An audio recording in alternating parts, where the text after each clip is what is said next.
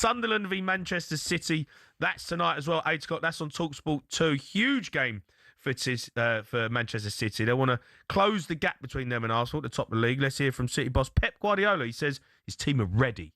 They're beaten Newcastle, Arsenal, Aston Villa couldn't win there. So, yeah, really good results. So it will be completely different there, but at the same time, we are ready. Oh, man, Dino, that's such a great tip. If you're going to get ripped off, I'm going to get ripped off in the sun. At least you can sit by the sea. Yeah. With a nice cold pint that's costing €9. Skint. Yeah. Shaking your head. And it's warm. With sunglasses on. Rather than sitting out there on London Bridge now. It's like -2. Getting ripped off. Can't even put the heating on. Yeah. That's another thing. Yeah. Talking about getting ripped off, let's speak to Manchester correspondent Micky Gray. All right, Mick? All right, Mick. I was supposed to be in a good mood this morning. I've just had to listen to you lot for about 3 or 4 minutes. My God, Happy New Year. I know. Mick, it's reverse psychology. Is that what it is? No, it works. Yeah. We're trying to lift you, really. Yeah. Look at my God almighty. Hey, by the way, that Barnett's looking well, Mick. Yeah, you just got out of bed, didn't you, Mick? I have, mate, yeah. You've been to Turkey. TV, in bed, getting ready to travel up north, and I thought, right, I'm going to speak to you two lads, and I thought I'd be in a good mood, but come on, man. Yeah, no, we're in a great mood. We're in good spirits, Mick, and you are as well, because this is a massive game later on. It's live on talkSPORT, but, you know, Sunderland, really and truthfully, they are in heaven right now. Matt, Jamie, I think nobody beyond their wildest dreams could have maybe expected this first half of the season that Sunderland have had. Bringing in 14 new players in the summer. Nobody knew who was going to be starting, what kind of system or what style we were going to be playing. But they've waited so long for it, these Sunderland supporters, 9 years to get back into the Premier League. And the players that have walked through that door have been nothing short of absolutely sensational. They really have. And yeah.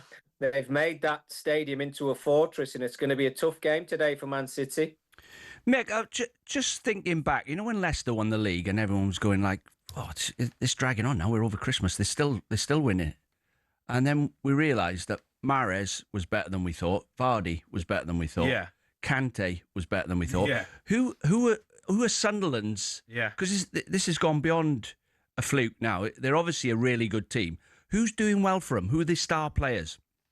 Well, the one that I think you're right, Dino. Yeah, I think the one that everybody's obviously talking about is Granit Xhaka. Yeah, but we know him, though, don't we? He's a great. Yeah, we know what he can do. But you know, Dino, there's some. Is there a player? Have Sunderland got players there, Mick, that you can sell for 80 million?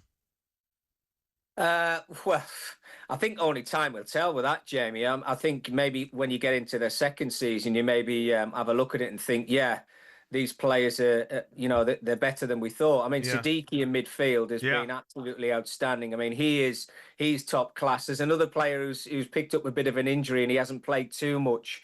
Is Diarra in midfield. He's obviously away with AFCON, and like many of them are. Yeah. But I think if you want me to say a player who probably could be worth 60, 70, 80 million quid, I would say Dan Ballard. He has been incredible. And the goalkeeper, Robin Roos, has been sensational as well. But Dan Ballard, for me, look, he went away in the summer and he obviously had the playoff semi-finals. He was the one who got them into the final with a header against Coventry late on. He went away in the summer and he said to himself, and not many players will probably do this, and say, look, I'm not strong enough to be a Premier League centre-half. So he bulked himself up, worked on his pace, worked on his positioning and his leadership, and he has been absolutely phenomenal. He really has. So, I mean, if you're talking about a player costing 60, 70, 80 million quid, then I'm sure there's a lot of clubs, and I hope he stays at Sunderland, but I'm sure there's a lot of clubs that are looking at him thinking he could replace who we've got. Mickey, just on the AFCON, and obviously, they knew that this was going to happen when they brought these players in. There's 5 or 6 of them have gone away. Is this Manchester City? Is this probably the best time to play Sunderland? Yeah, well, Jamie, they played them 3 or 4 weeks ago, City, and I mean, we had, I think, Xhaka and Siddiqui were actually on 4 yellow cards, and even Regis Lebris turned around and said, look, I mean, it was so difficult, but I had to play the players knowing that we had Newcastle the next game and they didn't want to get that 5th yellow card and miss that game. Yeah. But yeah, this is a hard one. I mean, look, they haven't been beaten at the Stadium of Light, but I think City are flying. Sunderland have got 6, 7, maybe even 8 players who are going to be missing from the starting 11. So that 0 might go from the Stadium of Light tonight. I hope it doesn't, because it's going to be an incredible atmosphere. But when you've got that many missing and you're coming up against a side like Man City, it's going to be a tough game. Yeah. Mick, I remember talking to you when Sunderland slipped out of the Championship into League One, and they got beat somewhere in a League Cup game. And I remember talking to you, and you were like depressed. What a journey they've gone on to get to where they are now. You couldn't have had a bet, could you? No, it's unbelievable. No, without a doubt, Dino. Like you say, the club was just going, well, it was going nowhere, but it was a horrible place to be. And some of the players that were coming through the door just weren't clearly good enough. We had a couple of owners who kind of took the club on as a whim, and it never worked for them. But now we've got this Kieran Louis-Dreyfus, who's been at the club for quite a few years now. He's a young chairman. He's ambitious, and they're getting everything right on and off the field. The recruitment's been absolutely outstanding, and they've had to kind of grow into the Championship. Look, there were 24 points behind, I think it was Ipswich and Leeds last season. Yeah. But what a turnaround. God. Jump into the Premier League and obviously have the start that they've had in the first half of the season. Yeah. And like I say, Dino, it's not by luck. They are a good side. Yeah. A really good side. I don't know what's going to happen in January. I think a couple of players might go out. Patterson, I think there's a bit of interest for the goalkeeper who actually got them into the Premier League. I think Southampton are looking at him, maybe 1 or 2 others. But they might actually bring a couple more in that we don't know. They might surprise us again, and they might kick on. Who knows? But the thing is, though, Mick, I know, look, it's been unbelievable, but Sunderland are a big football club. Do you know what I mean? I played at the Stadium a lot in the Premier League, and, you know, it's a fortress there. There's like 40,000 people turning up every week. Yeah. You know, like, it's a proper football club. And I know they had turmoil, and I know that and it went sour, but, you know, they are a bit of a sleeping giant. Yeah. Yeah, it's a massive club, Jay. I mean, you say if you ever come to the city, all they want to talk about is football.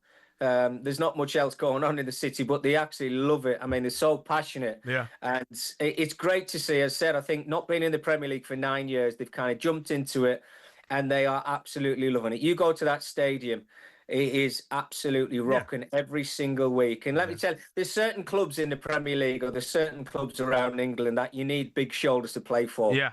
And you know it, Jamie. Dino, you've obviously played for them, Tottenham and Liverpool. Clubs like that, you've got to have big, broad shoulders to play for them, and Sunderland's definitely one of them. And I think that's why the recruitment's got to be key, because if players come in and they shirk and hide away, then you don't play for clubs like Sunderland. Yeah. Well, Mick, everybody wants the ball when you're winning 3-0 at Anfield. Yeah, exactly. Yeah. When you're 3-0 down, do you want it? Yeah, exactly. Yeah, there's a lot of them go missing, that's for sure. Mick, just quickly, what's the score? Well, I hate going against my team, Jamie, but as you said, 6 or 7 players are not there. And I think City win the game, I really do. But it'll be a lot tougher than everybody expects. But I think City will win. Right. Mick, you're a star, mate. Thanks for coming on. Enjoy the game. Cheers, lads. Happy New Year. Happy New Year, Mick. Huge game. That is live on talkSPORT later on tonight. Sunderland v Man City, 8 o'clock kickoff.